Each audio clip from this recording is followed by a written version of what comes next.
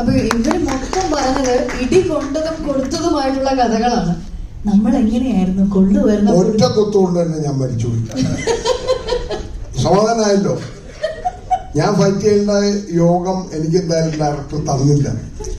എന്റെ പ്രായവും എന്റെ പക്വതയും വെച്ചിട്ട് പരിഗണിച്ച് ഞാൻ മഹാനടന്മാരോടൊപ്പമാണ് അഭിനയിച്ചിട്ടുള്ളത്. മഹാ ഇന്ത്യന്മാരോടൊപ്പം അഭിനയിക്കാൻ യോഗ്യത കിട്ടിയത് പൊങ്കാലയിലാണ്. പക്ഷേ ആ സംവിധായകൻ എന്നെ ആദ്യ ദിവസം തന്നെ ഒറ്റക്കുത്തിന് കൊന്നു കളഞ്ഞു. പിന്നെ ഫ്ലാഷ് ബാക്കിൽ വന്നു പോയാൽ മതി. ഒരു പാട്ടിലൂടെ ഒരു മകനായിട്ട് അഭിനയിച്ച് ശ്രീനാഥ് ഭാസ്കറുടെ പ്രായം ഈ ചെറുക്കൻ, അവനെ എനിക്ക് കൈവിടാൻ പറ്റില്ല. അവനാണ് എന്നെ പിടിച്ച് നടത്തിയത്. ഇടിയുള്ളാതെ രക്ഷപ്പെടുത്തിയത് അവനാ.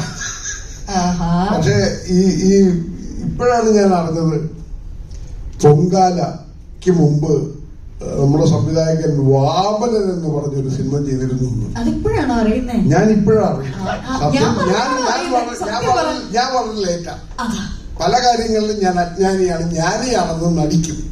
പക്ഷേ ഞാൻ ഈ പൊങ്കാല സമർപ്പിക്കുന്നത് ആരോടാണെന്ന് ചോദിച്ചാൽ ഞാൻ അമ്മമാർക്ക് വേണ്ടിയാണെന്ന് പറയും.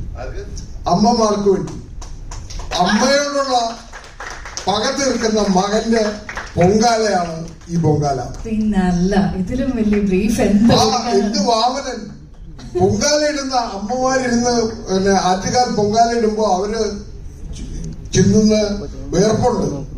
അവര് അവിടെ കത്തിച്ചു വെക്കുന്ന ജ്വാലയുണ്ട്, സൂര്യപ്രകാശമുണ്ട്.